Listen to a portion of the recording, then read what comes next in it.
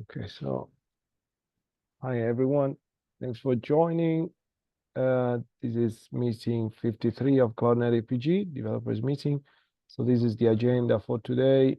It's a great day for us today because we got admitted to the sandbox.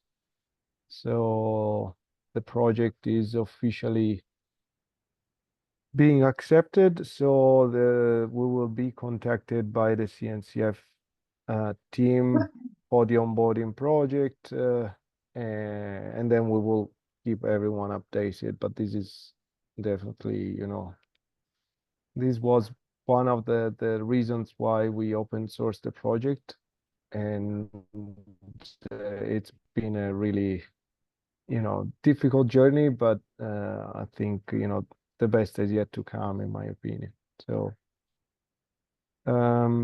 any questions, anything else you want to comment? Also, other maintainers, developers, and users?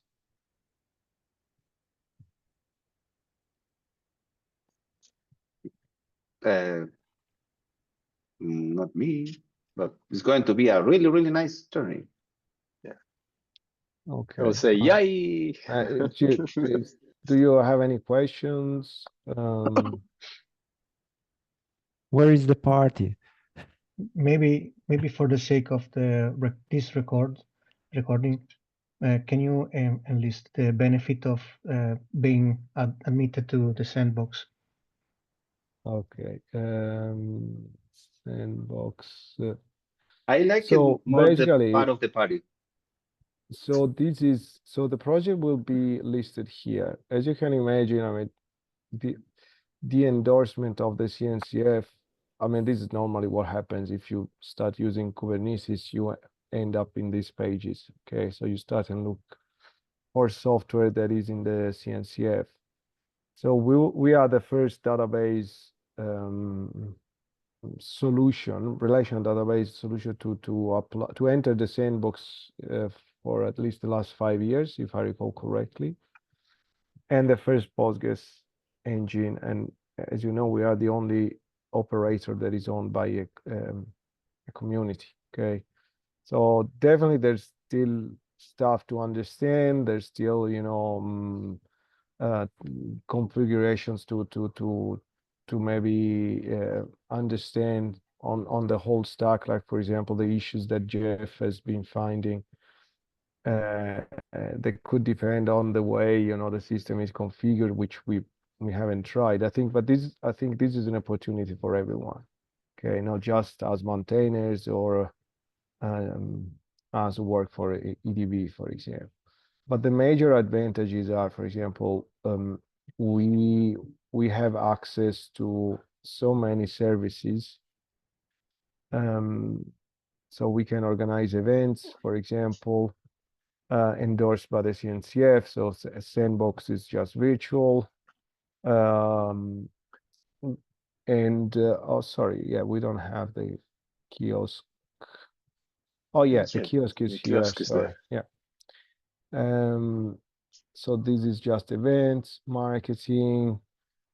So for example, I think that if you want somebody from the community wants to write an article about CloudNativePG, we could check here. I think it could go through the CNCF, but I think there's also, the infrastructure that we can use. Yes. For example, Slack. CI/CD. Anyway, CI/CD, exactly. Yeah. So I invite everyone. I mean, this is everyone's project now. So I would be excited if I, could go back in time, and have all of these available, So it's at the end of the day, my story, for example, I know a lot about Postgres, okay, but only on some aspects. Postgres is so vast that on some areas I know nothing. So there's space for everyone to become experts in some areas that intersect both Postgres and Kubernetes. And I think our operator is the one that makes sense the most at the moment. So really, I expect more contributions, more initiative, even on these stuff, kind of stuff, marketing, event organization, help with the infrastructure. And so please, everyone, I invite to look at the possibilities we will have now. And if you have ideas, just propose yourself. For example, it could be good now that we are in the sandbox to work with other software, like for example, Kyverno, for example. We could work with them to define policies, for both auditing or, mutation. I mean, that's just an example, or log system, observability. I mean, this changes entirely, the opportunities for us. Okay, in my opinion. Thank you, But Gabriele. yeah, not from just us, the maintainers, but for everyone. Okay, I don't expect that we change what we do. I think that there's more room for everyone else now. Okay. So the other thing we are discussing is becoming, for example, a DOK community collaborator. So, this is data on Kubernetes. So we could be a project now that is, part of DOK, but these are other things. Okay. Anyway, thanks, Jonathan, for the question. Any other questions? Okay.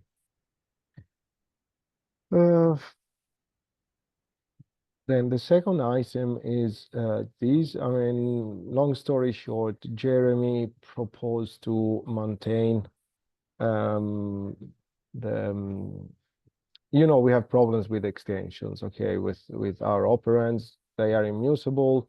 So if you want to use an extension, it needs to be in the operand image, okay? But we are actually already looking forward to the, looking ahead. So as far as extensions are involved, we are actually trying to change how Postgres manages extensions, okay? But that's another thing. A first patch will probably land in Postgres 18, but our goal is to basically have just an operand with Postgres, okay, just Postgres. You see Barman Cloud is now part of a plugin, and we'll talk about that later. But ideally, every extension should be in a separate image. So you want pgvector. pgvector will be part of a pgvector image. Ideally, the pgvector project should maintain the operand images. At the end of the day, container images are one way to distribute your software, an artifact like RPM packages or so on, okay? So anyway, this process will probably stabilize in the next 2-3 years, okay? But we are already looking ahead. At the interim, what we can do is continue with what we call full images, okay? So Jeremy proposed to define a stable way to include extensions that people think can be useful with licenses that are compatible with the CNCF. And this is actually a good point to consider. There's actually a list of SPDX license codes, and maybe we can check later that now that we are a sandbox project, we need to check. Okay, so anyway, so what Jeremy proposed, basically we started to look at how we could enable him, and ideally he shouldn't be the only one. Okay, if there's other people that want to help him maintain these images, we should encourage multiple participation. But ideally, we are proposing basically 3 types of images. And if I can find I think, okay, it's here. So the idea is minimal, standard. So these are the ones that we will officially support right now. And then the third one will be full. if we find enough maintainers, okay, and component owners for these images, okay. So the minimal will be just Postgres. The standard will be basically Postgres with the extensions that we provide now, but without Barman Cloud, okay. No, sorry, with Barman Cloud or without. I need to check. Without. Without Barman Cloud, yes, because Barman Cloud will be used as a plugin. Yeah, exactly. And we will also keep the existing ones. We call them system. Okay, we have now kept the old system of producing images, but the idea is to transition to the same one that maybe, you know, Francesco, if you want, you can go, I can show the screen and you can talk about the new process because you basically worked on that. But the idea is that we will migrate the old one that will build system images with the new one based on Docker Bake. Okay, and this will become very, very simple. Do you want me to open this file? You want to comment, Francesco? Okay, yeah. But before, I would like you to show the mess that is the the Debian. Yes.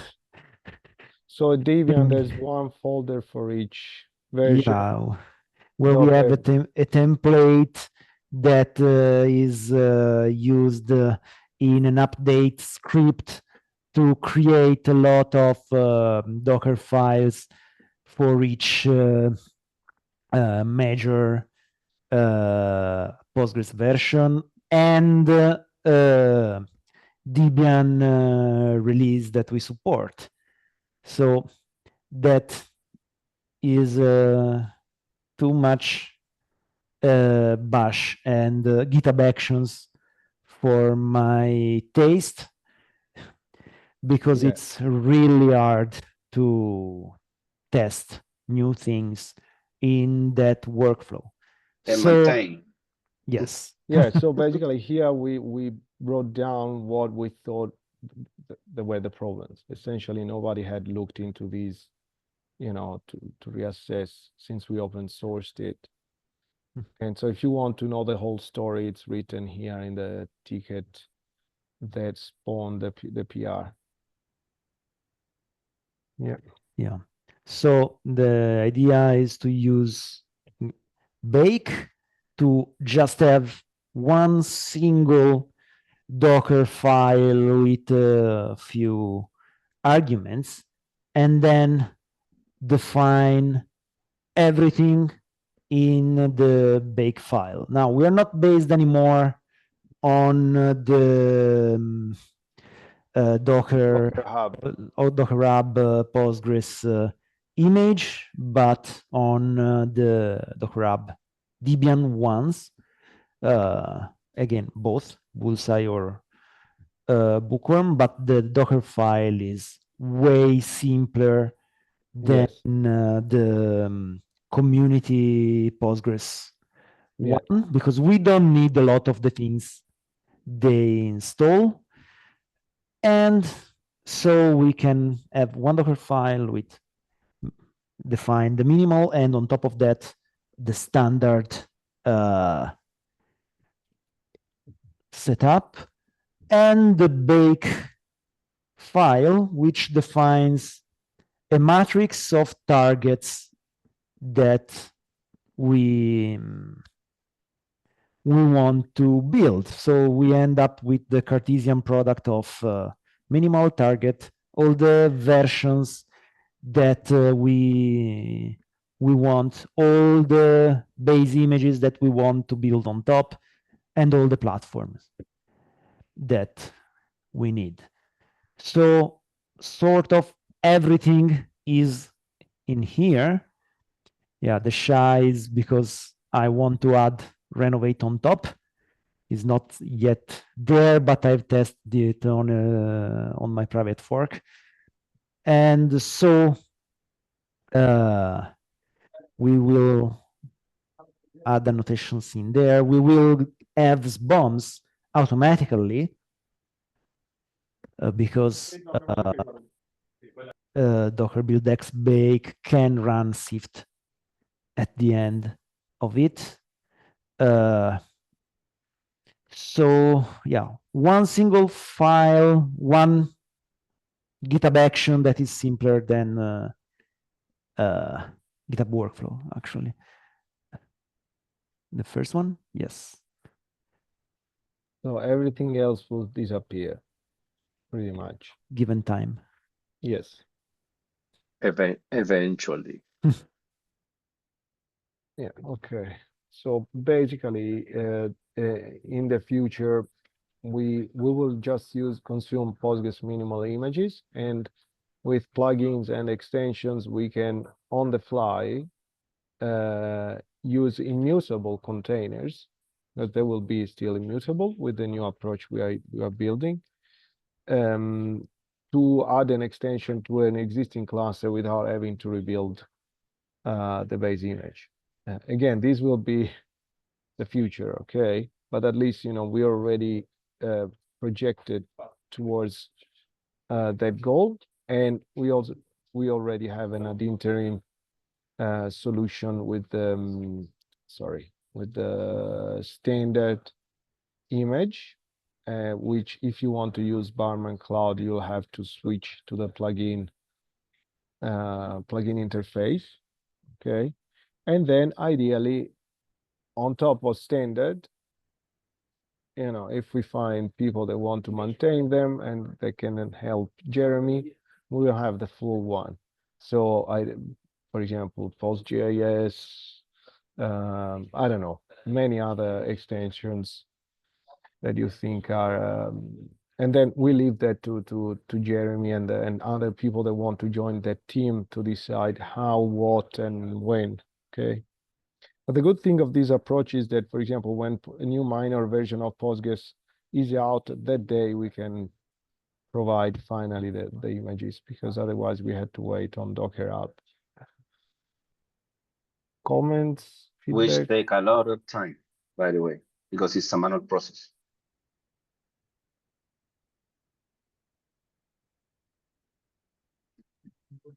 Jeremy, do you want to add something? He has been reading on the chat, so I'm guessing that he cannot talk. No, I can talk. Okay. Okay. I just things are going great. I didn't want to interrupt.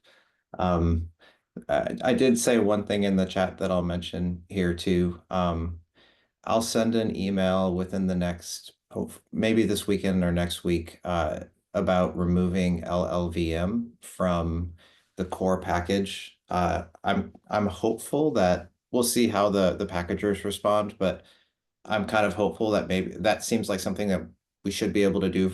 I think it'll probably have to happen in Postgres 18. I don't think you'd make a package like a change to how packages are built, like in a minor. Yeah. So from a timing perspective, like that's not something that you'd want to wait 6 months, because I think for the Postgres 18 cycle, if there's packaging changes, probably would want to start that within the next few months. It's probably a really simple change, but I have to like I have to go remember all of my Debian packaging skills. It's been a while since I went in there and like edited package build scripts. So I have to go figure all this out. But I just wanted to point that out because it'll significantly reduce the size of the minimal image. Yeah. It'll probably cut about 30% off of it if we can get that through. So I'm hopeful that Yeah. that one's easy, and I think we should be able to do it. Good. And also, I mean, you can also speak to Marco, who's a maintainer of PGDG Debian, and he's also a Debian developer. Oh, cool. So, Okay. yeah. Yeah. Feel free to reach me.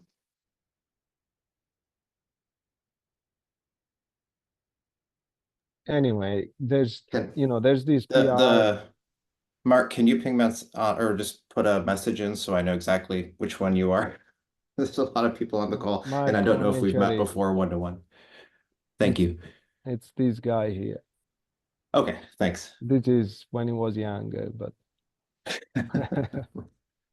Not so much.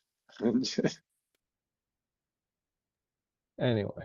Okay, so next topic.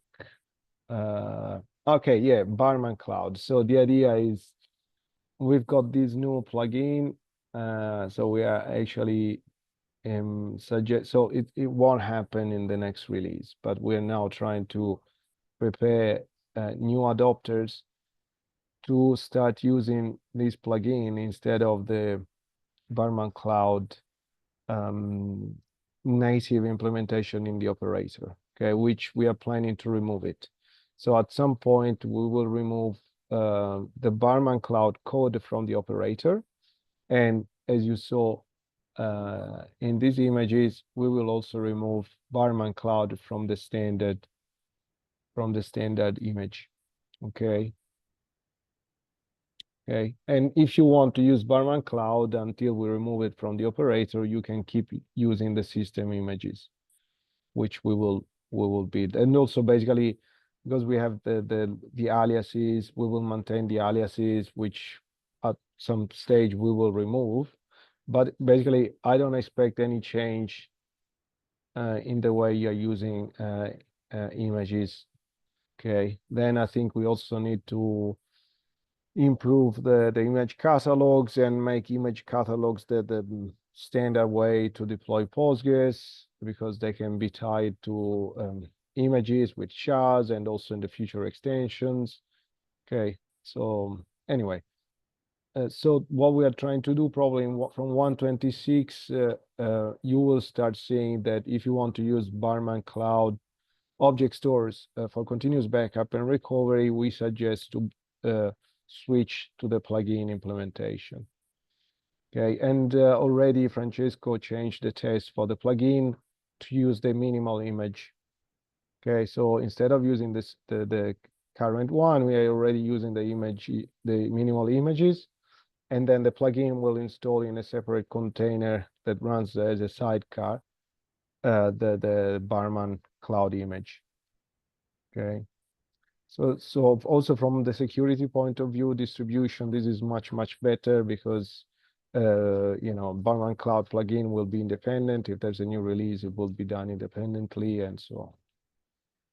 So maybe, you know, I can close with KubeCon, where we are planning to go. There's actually, I'm gonna speak, Leonardo is gonna speak as well. Leonardo is gonna talk about the volume group snapshot patch is added to Kubernetes, and hopefully a KubeCon it will demo that feature.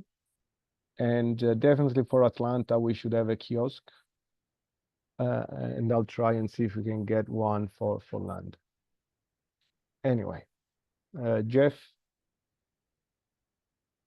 Leonardo, do you want to add anything before? Nothing. Yeah, and we have Yes. to drop.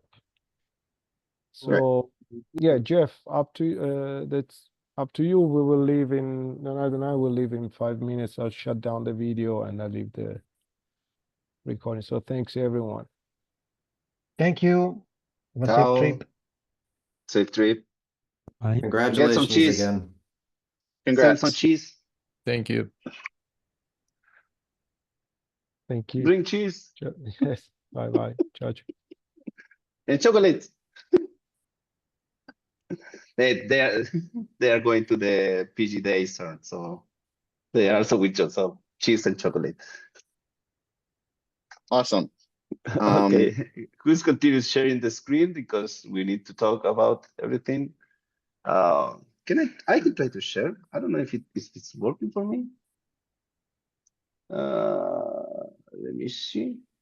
Hey, it works. There you go. Okay, so we discussed this here, so I'm going to move in order. Okay, 65999. Nico created this? No, I don't think so. That's the issue I created for the ReadyZ and the PG status endpoints. I wanted to thank Jonathan for pointing out that I had some Azure networking issues, and I was really hoping that this would be one of those, but it's looking like it's not. For some reason, the ReadyZ and the PG status endpoint doesn't respond. It accepts a TLS handshake, and then it never sends headers and it never sends bodies.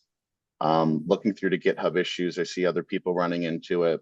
But I think it's one of the #1 causes of out of disk space scenarios, because when you go to do a scheduled volume snapshot, or I believe also an object store snapshot, it does the snapshot, and then it wants to write some status of the cluster to the resource, for record keeping purposes.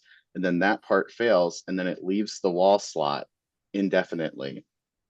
So when a container is running, Postgres is healthy, but it's not ready. And that ends up making CNPG status hang, and any operations that rely on /PG status or the readiness to fail. And that does all sorts of bad things. What I'm very confused about is when I'm inside the container, I see the same issue. So if I run curl from inside the container and try to hit the readiness endpoint, it just hangs on the headers. And going through the code, I cannot for the life of me figure out how that could happen, because the ready-z endpoint sends an OK string. It's not doing IO, it's not doing anything. How can it fail? I have an idea. The web server has a limited number of coroutine available to serve, so it could just be that we have every possible worker stuck, so no answer from the web server. That could be the source of the issue. So that's what I'm not saying it's not that, but Something what's like very confusing is health Z works fine, and I believe it's mounted to the same web server using the same set of Go routines, right? That's even more weird, but sorry, I left that part could, out, that there's a bunch, only PG status and ready Z fail. In the ticket, you'll see there's a list of endpoints that work entirely fine from the same container. And that's why I'm really scratching my head here. I cannot explain what is different about those two endpoints. Now they're mounted a little bit differently in the Go code, but it looked like it was still sharing a web server with the webhooks, I thought.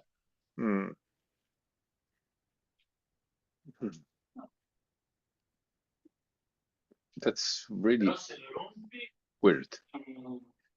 It's spooky, and that's why I'm performing a low-level Go. I'm bare bones reproducing the setup steps for the Go HTTP server, and I'm just going to pound on it in Kubernetes and see if I can reproduce it outside the CNPG code base. I did look through the Go standard library GitHub issues. I can't find anything describing this problem, but I also, when I look through the code, I haven't seen what CNPG could be doing to cause it. I did test with a Node.js implementation of a HTTP server listing on a port 8000 with a self-signed certificate that matches the parameters that CNPG is using, and I didn't see any issues. I'm basically sure it's not a network problem because it happens from inside the container on localhost, but then we're also not having any problem with traffic on port 8000. And again, the health Z endpoint from the same IP or localhost responds immediately. And that's why I'm really confused. So what is different about PG status and ready Z versus all of the other endpoints?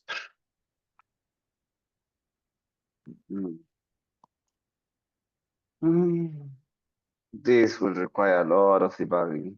Renelia, did we merge the patch about enabling the monitoring, the p-proof in the maintainers, in the instance manager? Yeah, I was going to ask if I can in any way provide Go debugging facilities, but then this also got me wondering. Just wait a second.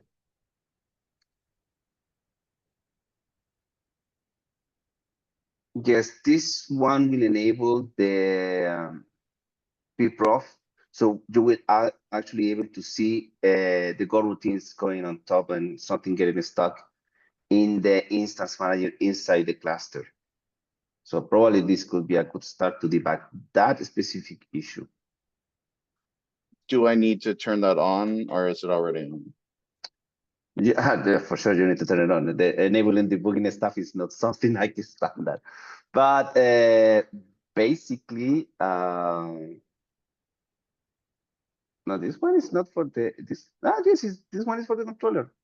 I don't even remember anymore. My No. concern is this looks very, very hard to debug. And then that makes me wonder, like the Postgres instance is running fine. Is there any way we could have a watchdog that when the HTTP server enters the state that we just restart that?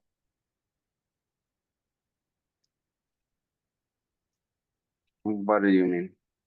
I don't get it. Well, only the controller manager is in a bad state. Postgres is in an okay state. It would be nice if the controller could restart itself when it enters the state. The I think this is controller a little manage level. Postgres. Yep. No, If you no. restart the controller. Yeah, no. Wait a moment. Our instance manager is already able to restart itself in case it is needed. That is exactly what happened when the we in place. run. Yeah, we run an in place update. But the issue here is that It's locked. This is the issue. yeah, the issue. You cannot is- easily recover from that because a process Yes. is locking everything. So we So need to there's find what is something. locking. Yes. Yep, I knew there was a ticket.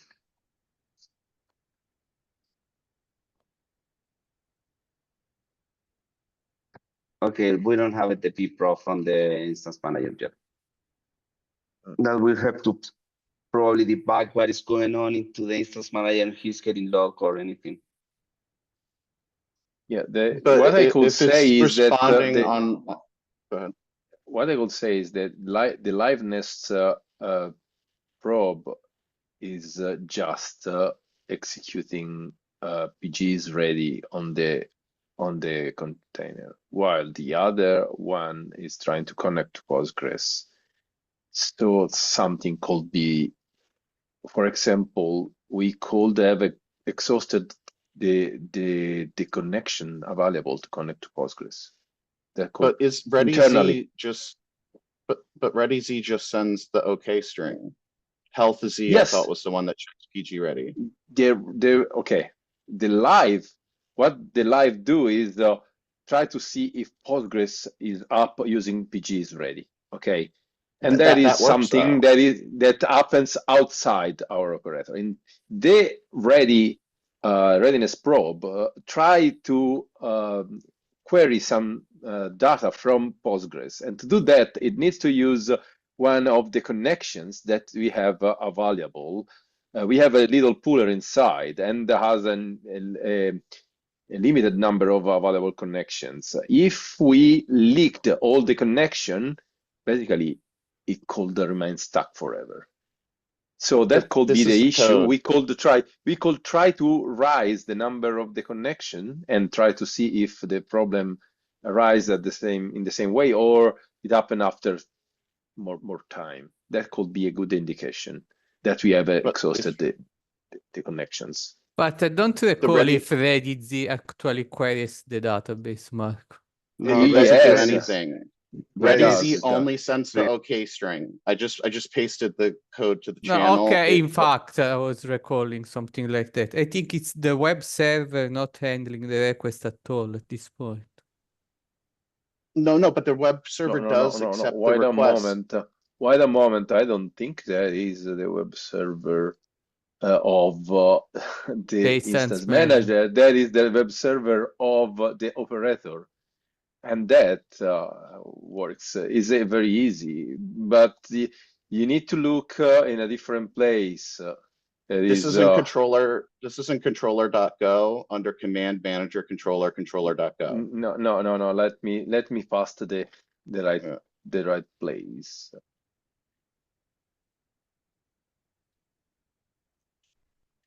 This is the place. This is the readiness controller.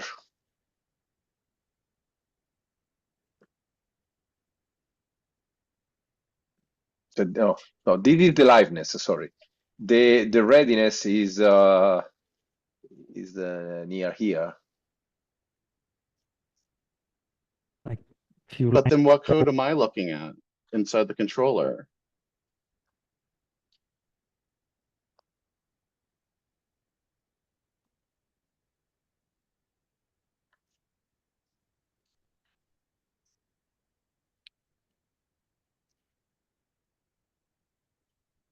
I thought this is the operator code. I'm a little confused what controller.go is then. So this is the readiness and the liveness of the instance.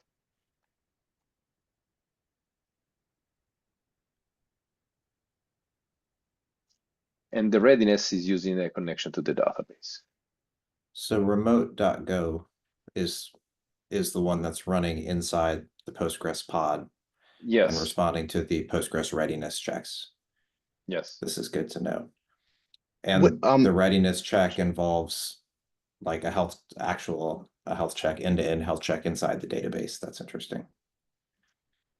Yes, because if the database is not working, we trigger a failover, or we redirect to another instance anyway. So what is the internal command manager controller.go code? What It's is the that? operator. that's the operator.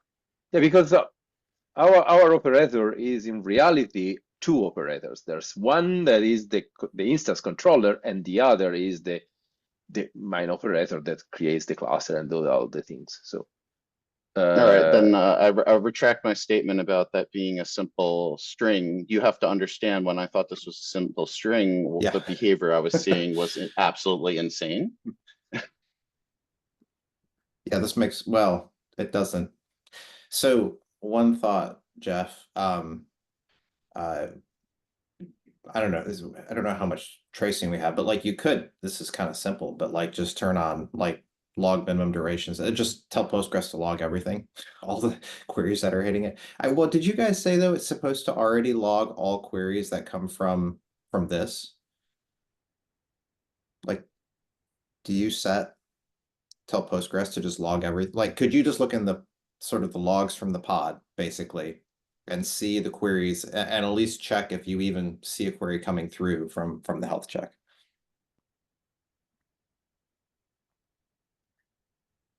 I think that if you put it in debug mode or trace, I don't remember.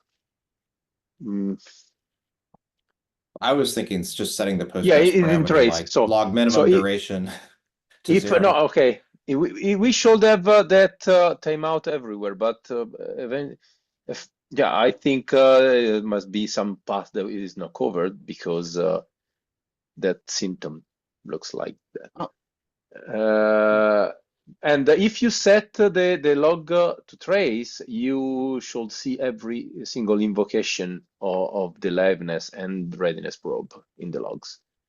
It's a bit verbose, but that's fine. Am I setting Postgres to trace or you guys? No. What's the operator. What's the setting? Log level trace.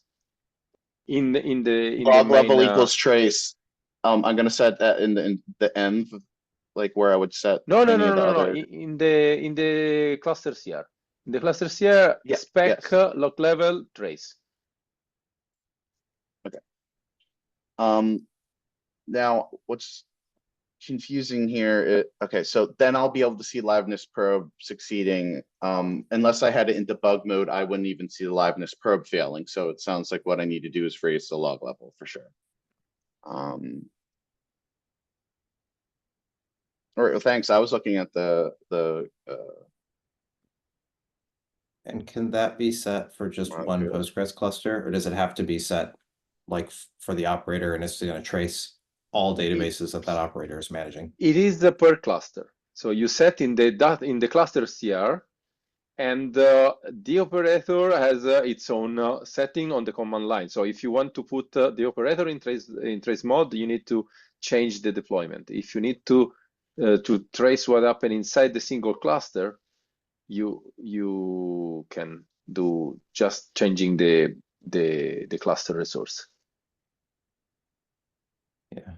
I will sort of, I feel like it's worth just making a general comment that like the liveness probes and the readiness probes are like as more and more people start operating this thing like that, those are going to be so critical, right? Because that is like any little kind of like quirks that happen with these things are going to cause failovers, right? They're going to cause restarts. So it's probably just something for everybody to keep in the back of their head that it's good to like make that as robust as possible and also make it as easy to debug as possible without going overboard. And we don't want to trace everything all the time, but I'm sure that I'm going to at some point be in here trying to debug readiness probe stuff too. Yeah, initially we had them more verbose, but they were filling up our logs because they are called continuously. So you need to set it trace. So I hate to paste YAML to the chat. Is it okay to do it in the env there in the cluster config, or is it camel cased under the spec? No, not in the env. It should be just the log level. Log level trace in the env is something that probably is for the main operator. I don't remember exactly, but for the cluster is just log level at the after under spec. And I think the L is capital.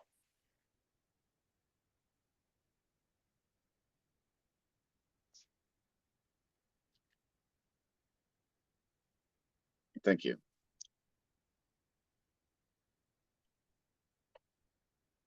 Okay. I will give that a try. Something else in the agenda? Because I got around to classes. Thank you guys. I learned a lot too. Thank you. Yeah, thank you so much. Yeah, I mean, I wasn't even looking in the right file, so thank God, because that would have been really bad if we couldn't send an OK string. Okay. So now I'll nothing post some else? trace logs. Yep, thank you. Everyone wants to add something? No? Yep. Yeah, again, congratulations to everyone for the sandbox. Yay! You celebrate. And let's get some spreads. Yeah. Now you cannot. Okay. See you, everyone. So, Ciao. Bye bye. Bye-bye.